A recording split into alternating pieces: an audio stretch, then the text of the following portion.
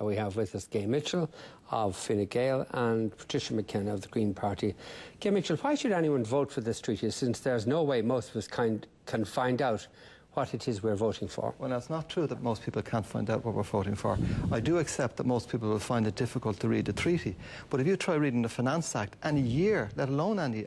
We're not asked to vote on the Finance Act. No, that's right. Now, there's a real question whether we should be asked to vote on this at all or not, because it is so detailed. But with every Finance Act comes an explanatory leaflet. But we're not asked to vote on the Finance Act. So on this treaty, I'm saying it's not possible for people to understand what this is. Let me answer the question you asked me.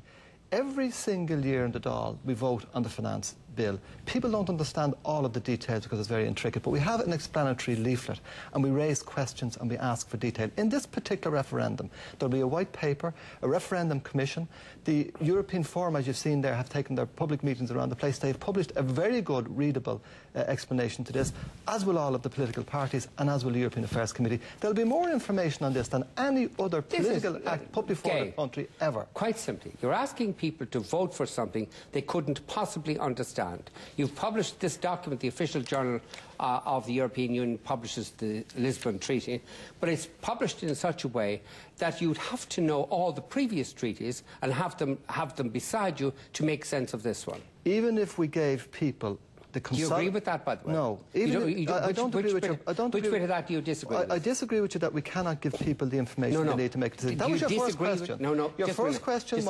Your first question was, can we get people to understand the content of this? Yes, we can. No, I didn't Every single year. I'm not a trained lawyer. I am not a trained lawyer. Every year I get the finance bill, I get the social welfare bill, extremely complicated pieces of legislation, and we get explanatory memorandums to go with them. We will supply people with every bit of information they need to understand this. They then make the decision whether they put their trust in the people who are telling them the content of this or not. And the white paper that will be produced by independent civil servants. Doesn't make any difference. You're asking people to vote for something they couldn't possibly understand. No, we are not understanding. We are asking them to vote for something that has been explained to them by independent bodies. You don't expect independent bodies like a referendum commission, like the Forum on Europe that have published an excellent document.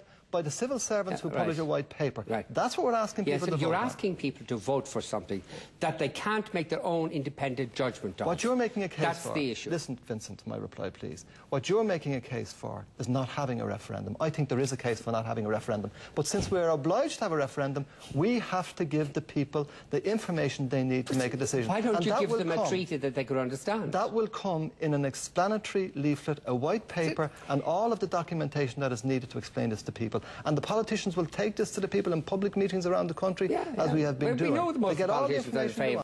The elite is in favour of it. No, it's not just the elite that's in favour of this. There is a contempt here for the ordinary people. There is not a contempt. Let me finish my point. There is not a contempt. Let me finish my point. There is a contempt here for the ordinary people. You present them with a treaty they couldn't possibly understand, and you say they've got to vote for it. First of all, there is not a contempt for the ordinary people. We are complying with a decision of the High Court by having this referendum. We are required to have this referendum. What you are saying... You're not required to present them with a treaty they can't understand. I didn't interrupt you, and you're interrupting me. Look, what the case you're making logically is that there shouldn't be a referendum because this is something that should be decided by the legislature. That's the case you're making. Well, I think Giscard d'Estaing put it very well. He said people will be led to adopt, without knowing it, what we can't give them directly. You know, present to them directly. He says all of what was in the original constitution will be there, but hidden and disguised in some way.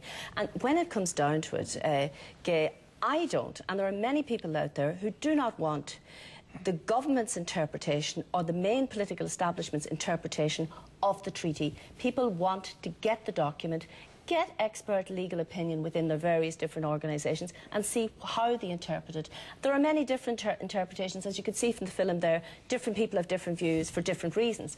But the very fact that people are denied the document, and the document is something that a lot of people would actually look and read. The same was said about the Constitution, yet it was the biggest selling. When the constitutional referendum was on in France, that document was the biggest selling. It was the top of the biggest selling book list at the time. So to say that people, you know, as I think it was one of our politicians, whether it was Bertie Ahern or Dick Roche, one of them said that, oh, people are too busy, they haven't time and they can't understand it. But that's not the point. Can I just make the point? We would never have joined the European Union if that was the case, because people couldn't have understood the Treaty of Rome. And I'm very surprised to hear you. I'm very surprised to hear you describing Paul Gogarty and people like that as elitist and the establishment. These are the people who are members of your party, and John Gormley and Trevor Sargent. You're telling me these are the elitists. They became very elitist and very establishment very quickly when they got their Mercedes. What we're talking about here is the ordinary public, and I'm a member of the ordinary public's right is John Gormley and Paul Gogarty. Information, just to have information. And it has been said by many European leaders after the French and Dutch vote that they had to repackage this and put it out in such a way that people, first of all, couldn't look for referenda on it because it would be so difficult to understand. Secondly, they wouldn't allow their citizens to vote on it because they couldn't trust them to vote in the right way. And here in Ireland, where we do have, not because of the government, by the way, it was because of the late Raymond Crotty, who had the courage to go and challenge the political establishment, who were actually trying to illegally ratify the Single European Act. The Supreme Court ruled that the people had the right to have the say. So if people have the right to have a say on something, then surely they have the right to get that information first, and not an interpretation, because Gael mentioned about the Forum on Europe's booklet. Now, there's been strong... Is this going to go on all night? You're not going to be interrupted by anybody. Well, you're not going to interrupt here. Am I going to get a say? Just let me finish this, just on this point, that the Forum on Europe booklet has been criticised by all the people on the no side, on the special observer pillar within the Forum, and indeed with the one political party, Sinn Féin, who's actually on the steering committee of the Forum. So therefore, all the people on the no side in the Forum have criticised the booklet as been slanted. So there you're giving a slanted interpretation. Let me say this to you. I have some respect for Sinn Féin in this. They're making their play. They're using it as an opportunist for themselves, an opportunity to promote themselves. I have no respect for the Greens. You're divided all over the place. What's this got to do with the issue? This is an issue. Now, you have just interrupted me all night long. Going off the issue. Would you just let me... Deal with the issue of the treaty. Patricia has been allowed free run in all of this, and you haven't interrupted once. Now, we know, this is the issue about the treaty. The Green Party are taking advantage of this. Those who got the Mercedes will vote yes, those who didn't will vote no, and I think that's a very valid point. On the issue of the treaty itself, there is no treaty that we would have approved in referendum, ever, if we just gave the people the text.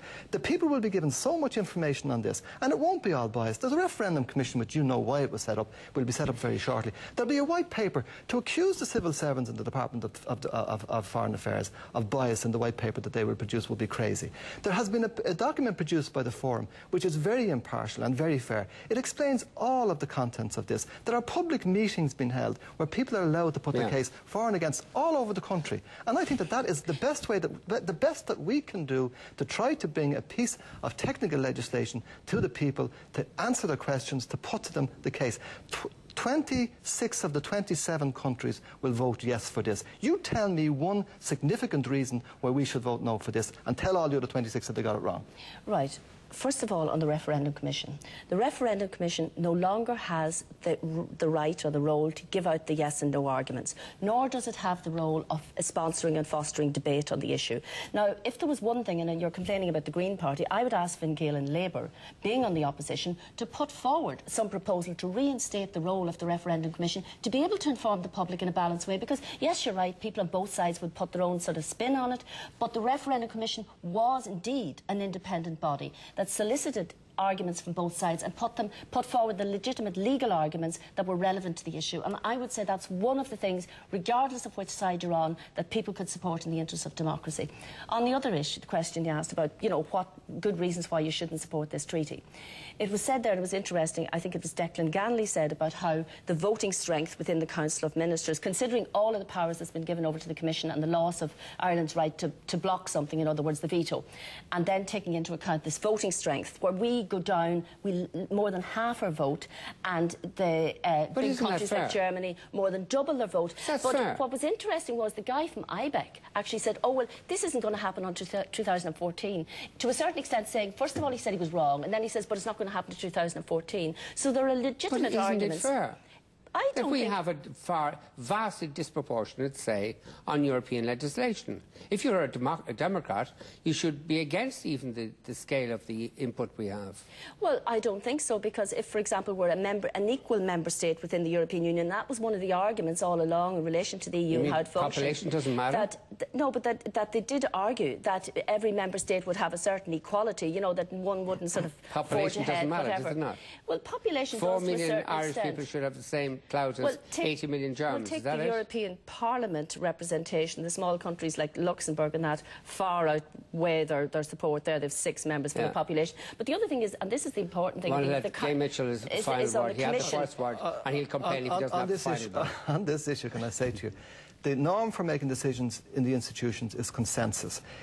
In important issues, it's done by unanimity, like taxation and defence. On other issues, it's not just done by simple majority, it's done by qualified majority. In every other democracy in the world, they do it by simple majority. We have belt and braces. This is the institution, this European Union, that gave us real sovereignty. It gave us a place in the world. And there's nothing in this that we can't understand. Even you can understand it, Vincent, when you listen. All right, thank you.